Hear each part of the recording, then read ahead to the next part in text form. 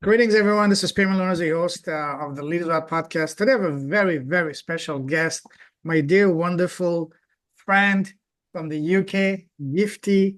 And as soon as I connected to her, I really fell in love with two things. One, a beautiful name. And I said, when God blesses me with a daughter, I will name her Gifty. And second, a warm smile, a personality. So she's become a very dear friend of mine. And then she took the 5-day podcast lead challenge in July, and she joined also the academy in August. So she's a proud alumni of the Profitable Podcast Academy from the August class of the UK 2024. And in the process, I got to know her, and she's a wonderful, wonderful human being, a beautiful, beautiful heart. And today, talking to her, I just found out something even more special that not only she's been married for 41 years, but also both her and her husband have the same freaking birthday. How amazing is that? May the 7th. So, Gifty, you're a gift. Welcome, my friend. It's an absolute honor having you on the podcast today. Welcome. Oh, Pema, thank you so much for the lovely introduction. Appreciate it. Pleasure's all mine, my friend. Pleasure all mine. So, we're going to talk about your business, your impact, your podcast, and all that a little bit later on. But first, what I really want to know when I bring a guest on my podcast is to know you as a person, as a human being, as a woman. So tell us, for people who don't know you, who's Gifty as a person, as a human being, and as a woman? Right. Thank you so much for your question. I am Gifty, as you said, Nkansa-Yeboah, and I was Alias Gifty ANY on my system. And so I am a healthcare practitioner for over 35 years, and I'm also a mother, a wife, and also sister and a woman of faith. And so that is who I am. I have 3 children, 1 grandson, and I'm blessed to be where I am today. And originally I come from Ghana. I've been in UK for almost getting to 40 years, but that's it. Yes. It's a combination, but we don't miss our roots. Absolutely, Thank you. absolutely. Pleasure all mine. Welcome. So, wow, what a story. We're going to unpack all of that in a moment. First of all, I'd like to ask you a series of rapid fire questions to further get to know you as a person. Ready? Yes. All right. What makes you happy? Oh, that's a good question. Okay. I think being happy very often depends on what is happening around someone, my understanding. So, I believe in being joyful in the midst of everything. You are joyful in yourself, you have your peace, and also to connect with people in a positive way. So, connection with other people, although I am imperfect, when I connect with like-minded people, people who can hold my hand and support me, and I do the same for them, then I appreciate people because we can't live in isolation. So that makes me happy, meeting the right people, and not in exchange, transactional, but at least we care for each other. Absolutely. Love that. Love that. Now, what makes you smile? Oh, all of those things. I smile, I can smile even when I'm on my own, being at peace in myself. I like my presence as well, but also being in a place to serve others, it makes me smile if I get the opportunity. Absolutely. Love that. I'm with you on that. Now, let's take the happiness factor a couple of notches higher. What makes your heart sing? What sets your soul on fire? And then it is seeing others striving, is key to me. I believe it's important to take my eyes off myself and then I benefit. That is my principle. So seeing others around me cheerful and also achieving their purpose and admire that. And so I think that is where I've come over the years to also imitate Love people that. who have done those things to Mm. bring me where I am. I want to do the same. That makes me get up every morning and keep on searching. Beautiful, beautiful. Now, on the other side of the spectrum, what makes you sad and angry?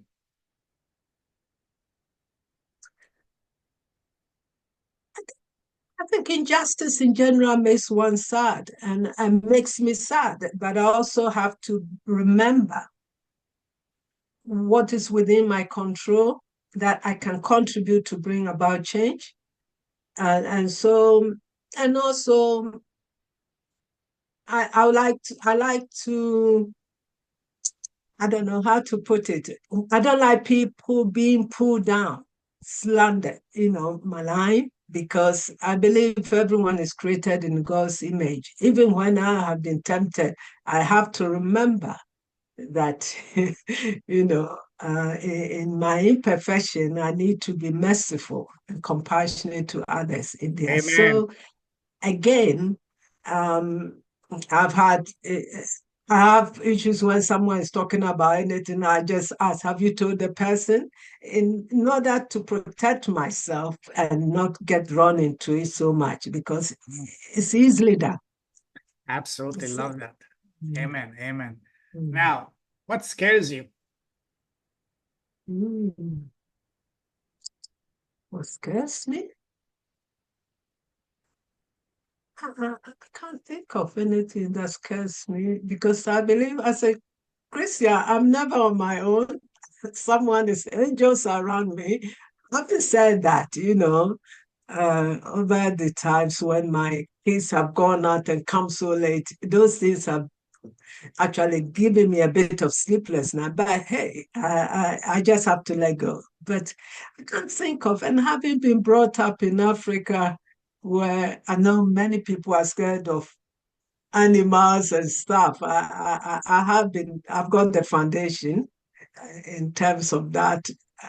I've lived in the jungle and I know what What I'm not animal, scared of anything. what animal scared you the most when you were living in Africa? Well, for example, you can back home you can have the fly come in anytime uninvited, or sometimes you can get some.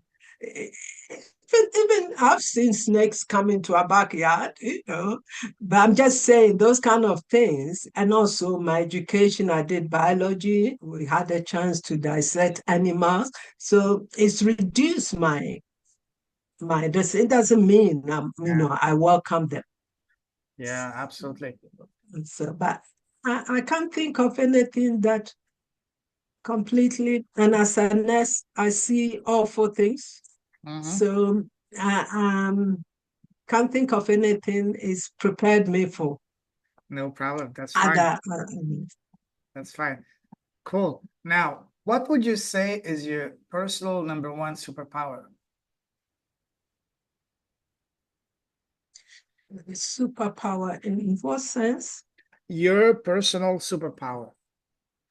For example, some people have amazing psychic abilities, listening with numbers, whatever. Yeah, I think for me, I would say, if that is the explanation, is to I love to encourage people. Mm, I like to give what I have experienced, not all the time, but I just feel I'm in a better position. I can go out and somebody strange will just tells me their intimate things. hmm. And sometimes I'm feel, well, I can only pray about it. I don't know that person. And I do get that all the time. Yesterday I had someone just randomly told me, oh, Gifty, I've just had knee operation and joint operation, but I'm trying to walk slowly. And I'm just saying, that is amazing. Yes, And she indeed. said, sometimes I use, so I just feel people tell me things and I have to learn how to respect. confidentiality, have to lift them up and encourage them. So I stood there and shared a word of encouragement with the person. The person said, thank you. And that's all. So I believe that is a calling on my life. I don't understand why people tell me certain things, and I have to learn to contain it rather than running away from it. Absolutely. Absolutely. Love that. Now, what is one thing that you used to value that you don't value anymore?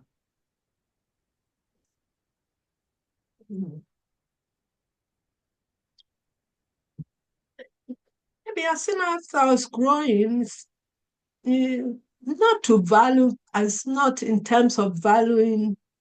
I like constructive criticism, but I don't. I probably want to please people at certain times, seeking approval. But now, I think to let myself go, I have to not seek people's approval, and Love and that. and I think that is one of the things I'm trying to move away from, because I believe I'm unique as in my own God-given skills and who I am. There can't be a second Gifty. Absolutely. Only one is enough. No, I'm joking. I'm joking. Thank you. That's Thank good. you. There's only one Gifty. It's very Mm. special. Now, inversely, what would you say is one thing that before you did not value, but now with time you're valuing more and more? What is quite obvious for me is connecting with more people. It's been a part of my culture to connect with family members, young, old, and the very old, but also to connect with people outside my family is something I'm valuing. Sometimes you feel you need to study people's culture and to connect with them more. Yes, it's good to know them. That's what my profession has told me. You can't connect with people positively without showing interest in who they are, where they've come from, and so that you can meet halfway. It's not to compromise, but also to appreciate them more rather than having a general view of our people. So again, it's an ongoing learning for me. Not just, I don't think I can ever stop, because anybody you meet, you need to connect with them and also respect their boundaries, and also vice versa. So Love that. Love that. Now, let's move forward. You enjoy traveling, do you? I do, but not so much. I used to do a lot when the kids were young, and I was into making sure they had some holidays with my husband, and then they took the lead. They were bosses. Now that they are big, but although I do travel with my husband. The last time we went to Atlanta, we went to Malta. So we do, but it's also seeking to have a change of environment to replenish and refreshen yourself. Absolutely. Yes, I do. Awesome. Awesome. That's beautiful. But I want to take you down a different type of traveling down memory line. Go back to when we're growing up as kids, people around us, family, friends, relatives, neighbors always ask us, hey, Gifty, what do you want to become when you grow up? What was your answer to that question as a little girl? Mm. My answer was I think was to be a teacher. But Wow. and again, the issue of being a teacher is someone who is reserved, and back home, parents had certain expectations of us. They always want the bigger side: be a doctor, be architect, be certain position, accolades that they want. But also, I remember my focus was to teach others, but also and I started learning French, although I'm not very good at it. Oh, And wow. so I Okay. did a bit of French. So it was to teach. But Mm, then I left into doing administrative and accounting bit. So it changed slightly. But I mm, believe wherever you've been placed, you mm. need to still, you can teach because you need to impart the same knowledge to people. I've learned that teaching is not just in classroom. So I Absolutely. guess, Yes. mm. Speaking of classroom, what was your relationship with school growing up? Did you love school or did you hate school as a student yourself? I loved school. I loved school as a child, and my dad was a teacher, head teacher. So my homework, even whilst we eating, we'll be talking, and and and so I loved it, and I was never scared of exams or anything.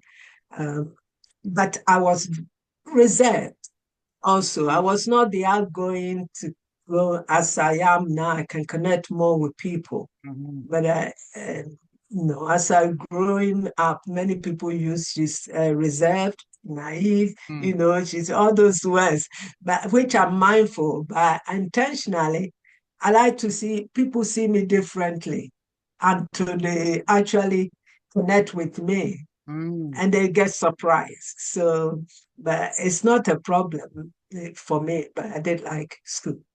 Beautiful. What was your favorite subject in school? Oh, my favorite subject was maths. Oh, It was maths. And that's why I went into accounting. Although I don't know if I still enjoy maths, it's because you need to be able to use your mind. Back home, to start the class, the teacher would do mental tests. mm, So we all come one and then will be asked a question.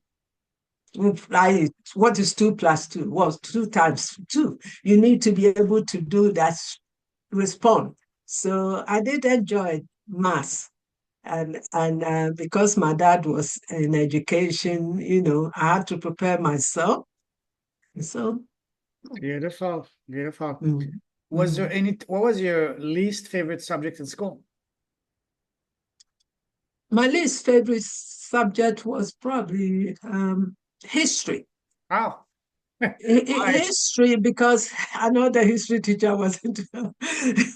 But again, that is in secondary school, because when you are in primary school, because I like quick things like mathematics, Mm, formulas, and if I mhm, know them. So history, you need to sit down mhm. and read, and to understand, and all those things were not my thing.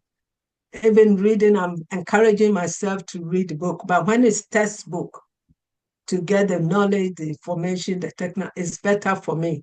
But I'm learning to read literatures and the books that people are writing a bit more. Okay. Imagine that we were in the same class, same grade 10, 11. What kind of student were you back then? Were you the shy one, the quiet one, the nerdy one, the chatterbox, the life of the party? What kind of student were you back then? I think I was quiet, but Hmm. I couldn't be, I was quiet, but I was alert. Let me put it. I think people take quietness as a negative thing. Mm, I only did what I want to do. I wanted to do. I could not, everything I'm thoughtful. And maybe because maybe my dad then moved on to become a minister. But I just think I was mindful not to get drawn. I mm. may be quiet, but I was mindful about the choices I was making, and not be pushed into doing things. I had my strong willpower, but then again, people may see it. Oh, let me test it, and then, I see. and Now, I'm mindful of that. yes, absolutely. When you were in school, were you popular with the boys? Yes and no. I've always attended Miss School. and I've got 4 brothers. Okay. So I'm used to boys. And in fact, it's not to say I get on with boys. Majority of my friends were boys. Mm, But as I'm growing, I'm connecting with women more. But mhm. if anything, even when I got married, the people I introduced my husband were men.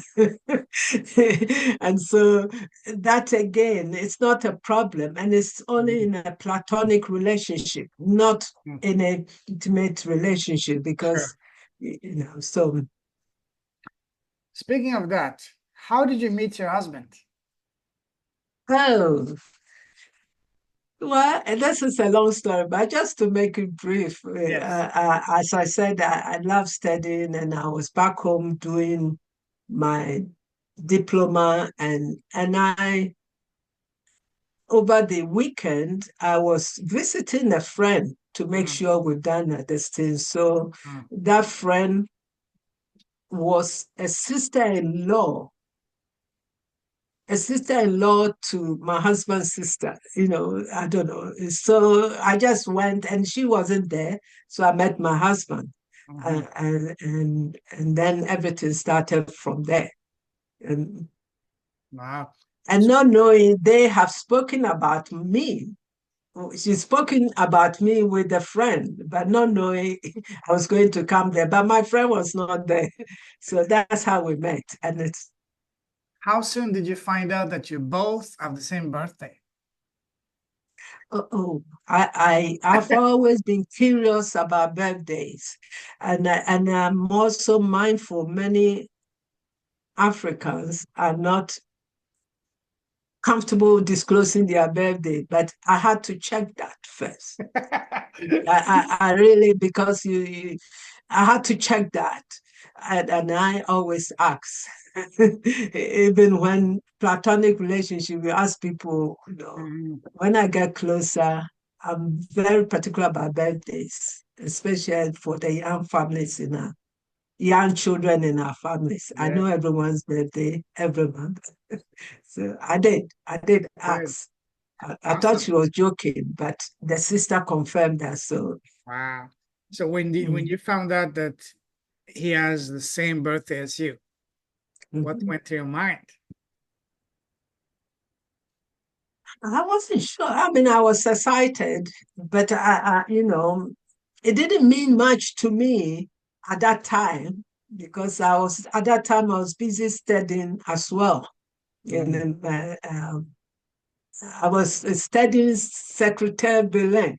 I don't know, mm, you speak French. I was yes. in a school of languages, and I was trying to so my mind was busy trying to learn my English and improve my French at that time.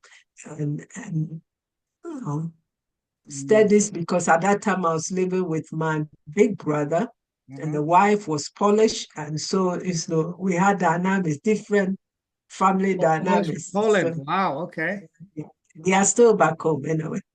Wow.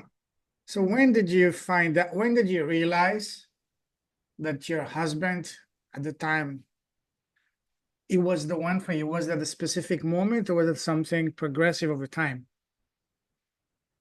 I mean, we had a courting period, but then again, our culture, when you bring somebody home, it means you are serious. Mhm. So that indication where it was time, and my brother had to see him, then my parents. So you don't just show disrespect by bringing anybody.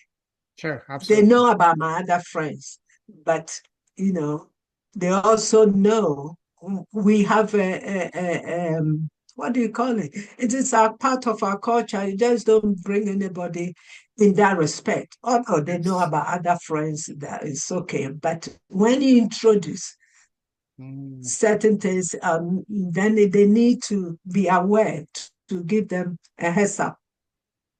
So I think yes, when they got to know, it's not the time that you change and swap.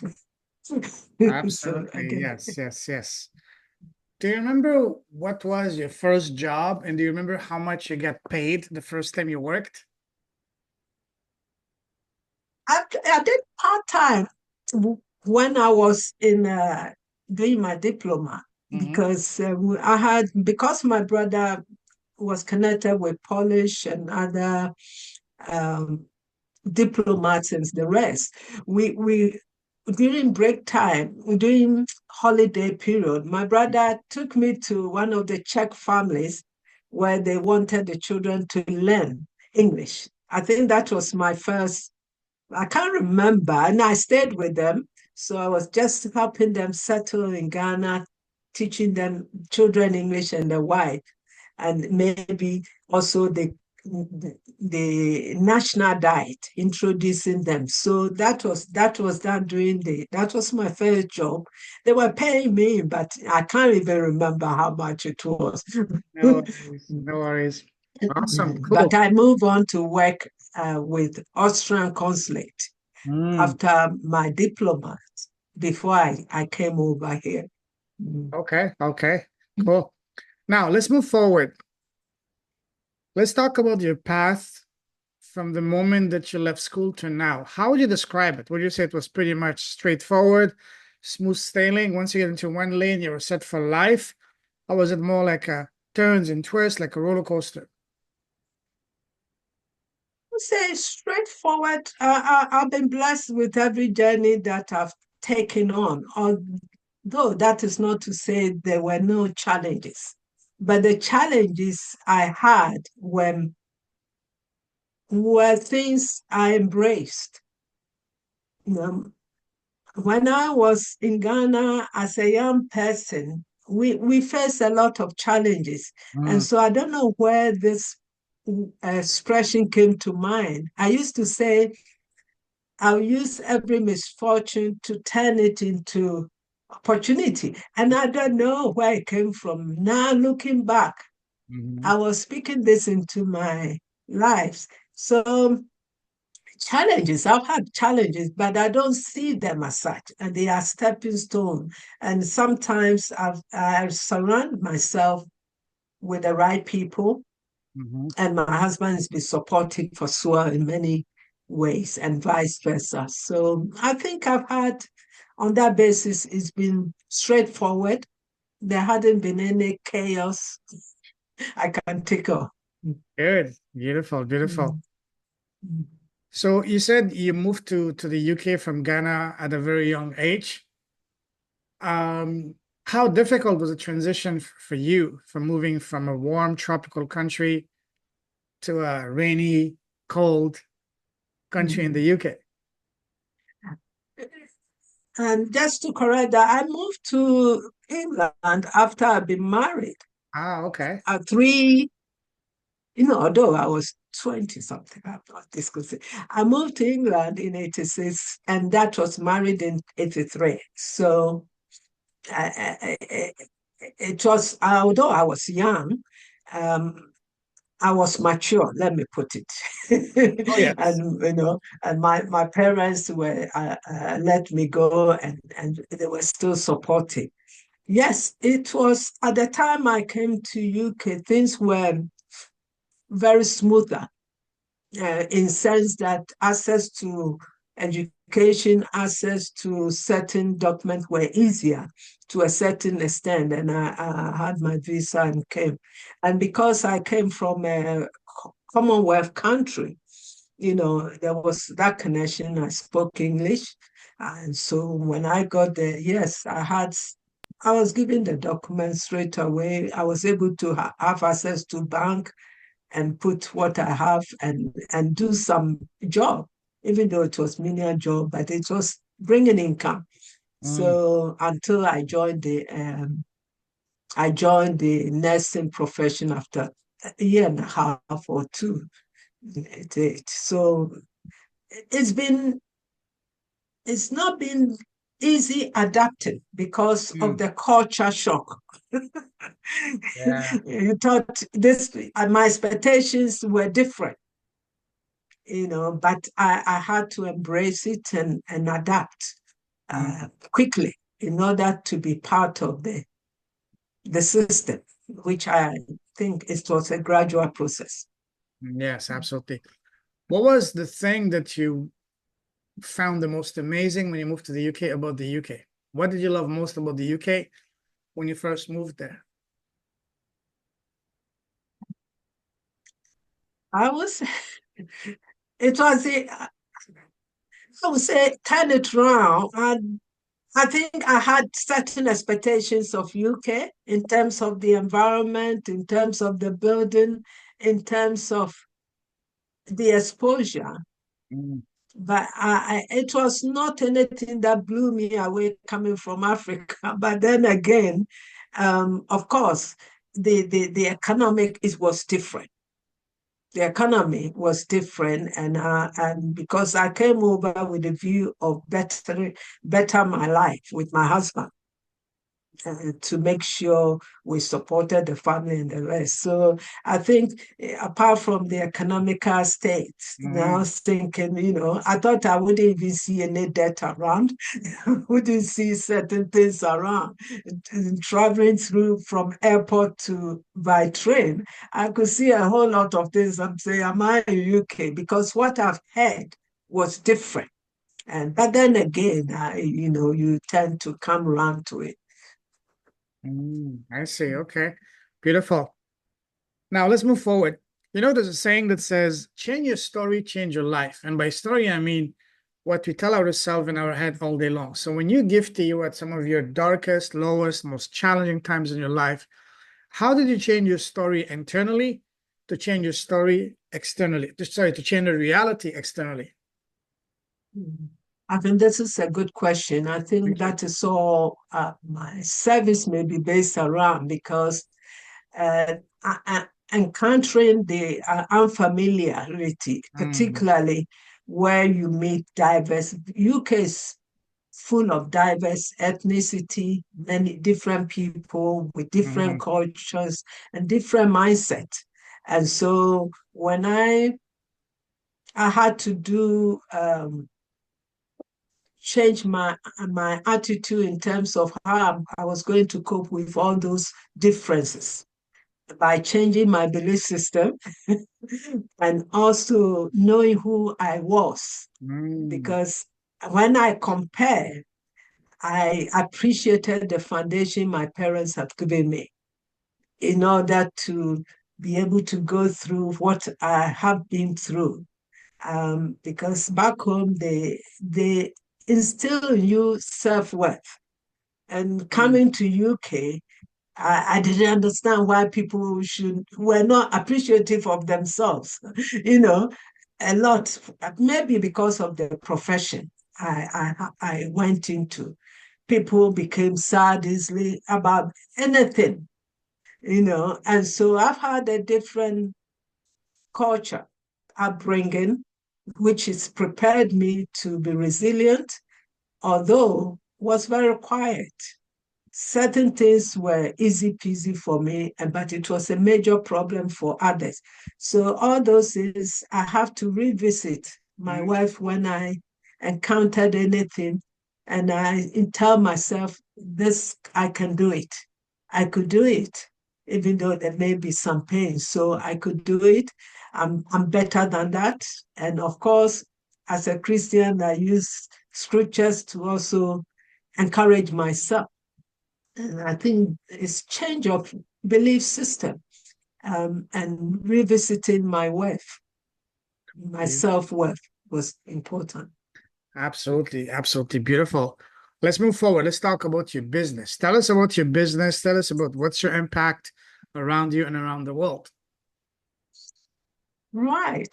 This business is still in at its infancy. As I said, I'm a healthcare practitioner, and over the years, I've gone through certain challenges that, by God's grace, I've pulled through and thrived through. And so, as over the pandemic, I felt there was a need to handhold certain people, given the issues that were coming to my attention in my social network and as well as my professional network.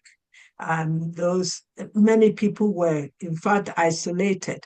And I thought, well, this is the moment we need to be more, I need to be more mindful about others and call them, check on them, particularly the elderly. And so I decided to work on my speaking ability. I joined the public speaking academy and also work on certain things. And you have to, I didn't realize it was not just about building my capacity to speak in front of, but what am I going to talk about? It was something that I needed to think about. So I thought about using my experiences in terms of how I face adversity in my professional life and maybe thinking about my personal life. And so I developed what I call self-mastery Beacon Blueprint, which again focuses on helping other professionals like me to think about what do they talk about their capacity? What is their belief system, mindset of themselves and their capacity in the face of challenging period? That is the first one. And how do we keep our emotions in check when difficulties come up? We come across difficulties. And so, as well as the attitude, how do I learn to communicate better and take ownership and also bring about the meaningful change? So the focal point is to realize that change begins with myself and Absolutely. also I have what it takes. The premise is that everyone has what it takes. Once you elevate your eyes from the problem, it becomes surmountable, rather than and not being a victim of circumstances. Absolutely. Love that. Love that. Love that. Tell us more about so you said your business is still in its infancy. Tell us about your vision. Who's the ideal client that you can help at the highest level?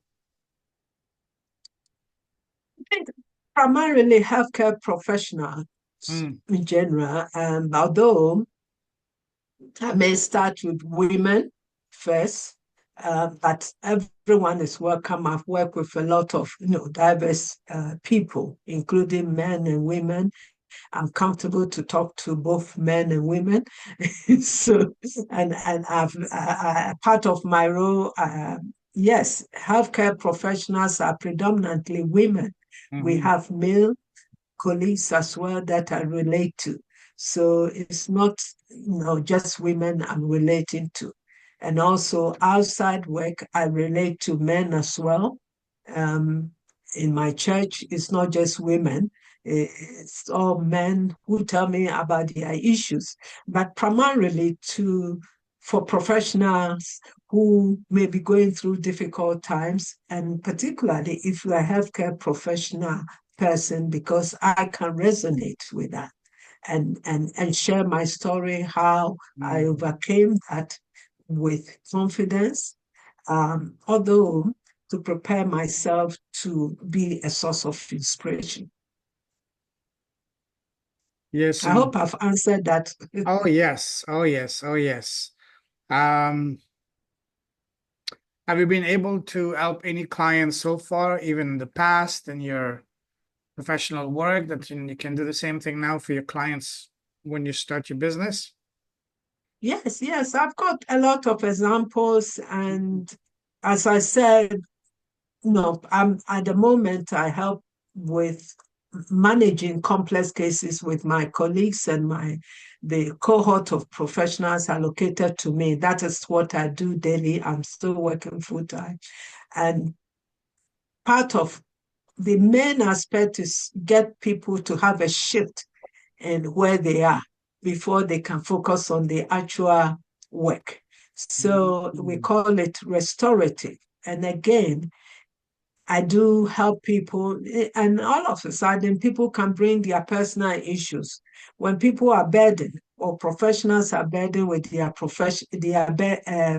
personal issues, it's difficult to say, let's talk about the cases because we need to meet the needs of the organization.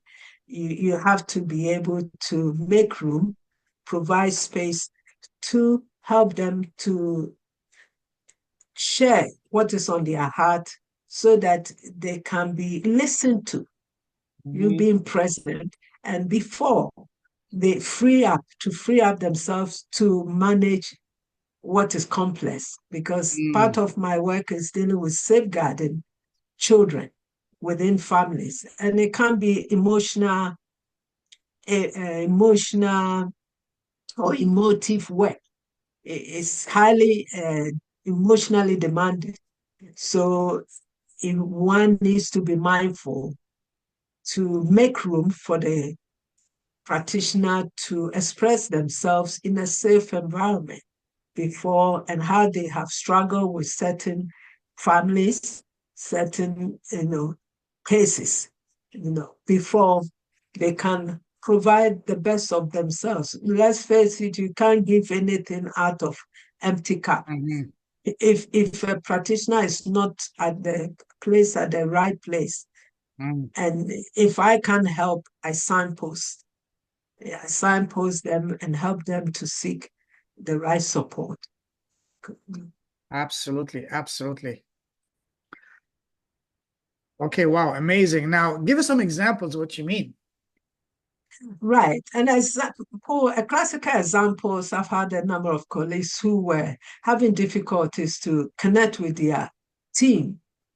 And one may feel, oh, these are team is difficult to crack or difficult to connect with. And so they make assumption of being defeated already before they deal with the situation. But I always say colleagues are not enemies. It's just that they are also employed to contribute to the same goal. I have gone through that. Initially, you may feel they are actually sabotaging you, but also you perceiving the situation negatively can create more problems for you. It is an opportunity to get to know those people. Although, having said that, it's not easy. But I always bring practitioners back to the fact that you are well able to do the job that you've been assigned to do. And the people you need to work with just requires some positivity about them. Then you can connect with them and think well about your capacity, yourself. Then that can be projected to them in terms of your self-belief, your communication skills with them. And I've had some breakthrough where they've come back to say thank you. And sometimes I work with them on that respect and check with them, how have you managed this? Especially when one is not talking to another. You can't work effectively when you don't want to talk to another. Just approach it. So I give them the tools to go and approach it and come back and share the breakthrough that they've had. And so I believe those are team working, and those are examples I'm giving, but the change begins with the person believing that they can do it. It's not all that doom and gloomy, and they come back, resurrect good relationship with one another and serve the community better. And I've had a number of cases. And outside work, people going through divorce, how they've approached me, relationship issues, and the tips I've given to them to encourage them, because you need to, our self-worth does not depend on relationship. You need to know who you are, which I have practiced myself. So I impart that knowledge with them. And for some, it's helped them shift, make some progress. Yes, absolutely. Absolutely. Love that. How are you getting your clients? Now I'm getting used to the social media, making myself known. I'm also that's why I've resorted to the podcast, intentional podcast, which is going to shine light on the power of intentionality and authenticity. Because every difficult situation we may encounter start from that. And so I'm going to encourage experienced people to come on my podcast, share how they have navigated life challenges, either professionally or personally, and made deliberate decision to stay true to their calling and their goals. And so I think through that, I will make myself more visible, and because listeners will be inspired, educated, and if there's anybody give my details, then they can also connect with me. um, I think where I'm struggling is the business aspect, but I will start with the podcast and see where go, but also be mindful. Of course, it's time investment, money investment in my training. So um, with that hope, make it more, and how do I say it? Sell it more and serve. Mhm. Serving is selling, and serve people in that respect, Yeah. and get also, what do you call it? Testimonials Oh, yes, that's to huge. help me. I think that is what I'm hoping to establish first. That's huge. And I emphasize the importance of testimonials at the academy. So feel free to go back to it. It's very, very, very, very, very powerful. Mhm. Because again, people want two things, transformation and speed. And the best way to demonstrate that, Yes. to convey Mhm. that, is through your own testimonials. So, yes, absolutely. Mhm. Awesome. Let's start to wrap things up. And to finish, I'd like to ask you one more series of rapid fire questions, but this time on advices. Ready? Okay. Okay, cool. What's the best piece of advice you received in your life so far? Oh, the best piece of advice, knowing that I am unique, Of and course. I am unique, and other one is what the only competition I have is myself, and That's I it. think that reinforces that, and Absolutely. be at the right place to share. Absolutely. Absolutely. Conversely, what has been so far the worst piece of advice you received in your life? Can't think of any. It may not be an advice, it's just to shift from self-centeredness. I Mm, think self-centeredness sometimes can break you. And yes. even though I may have heard it from many role models, but it's not directly so. Is to take your mind off yourself, think about what you've got inside, of course, but take your mind off yourself and serve others. And by so doing, you get your problems resolved without even knowing. And I think that is where self-centeredness and selfishness doesn't help anybody, but aim to connect with people in a positive way. Absolutely. Love that. Love that. Now, imagine that you were blessed with a time machine and you can go back, and you can go back in time and sit face to face with an 18-year-old Gifty.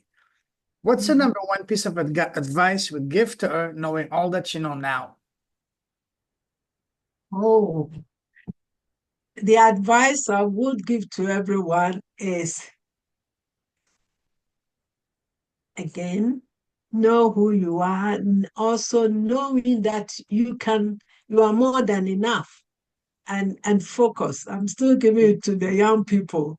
If I knew what I know now, I think there will be a lot of changes. But of course, there's time for everything. And I had to deal with families, I have to deal with work, I have to deal with studies. So we may not all be at the same time. And I'm blessed to see young ones taking on their calling so early. I would have loved that in the past, but probably I was doing it in my own small way, but I didn't realize. But that is the advice I'll give to every. If I was 18, I'll give Mm, my young 18 years. Take absolutely. things seriously and run with it. Love that. Love that. Mm. Now that you have your own profitable podcast, Imagine that your podcast is very successful, and today you're interviewing the most important person in the world, and that is yourself. What's the first question you want to ask yourself? Don't think too much. First question that comes to your mind. The first question is just as you asked, who are you? And how do you want people to know you by? Because as I said, change begins with ourselves. Although that question, it can be a bit trickish, because many people wants to run away from ourselves sometimes. But it helps you to look at who you are, because everyone asks the questions. Even every morning when you stand in the mirror, you ask your question. That question, it may not be loudly, but you say, who am I? What is in store for me today? How am I going to? So I think that would be my first question, as you rightly asked me. It's good reflection. Beautiful. So how do you want to be known as? Oh, I want to be known as a gift and also an encourager.